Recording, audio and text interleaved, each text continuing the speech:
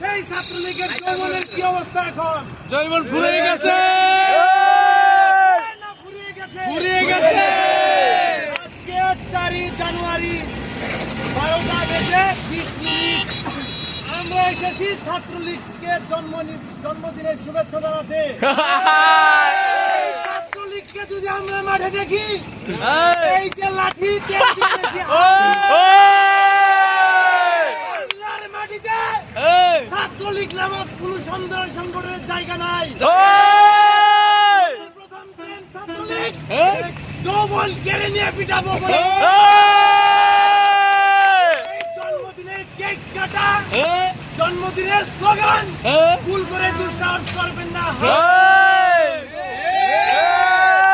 আজকে আছি, কালকে থাকবো, দেখি ছাত্রলীগ কোথায় থাকে।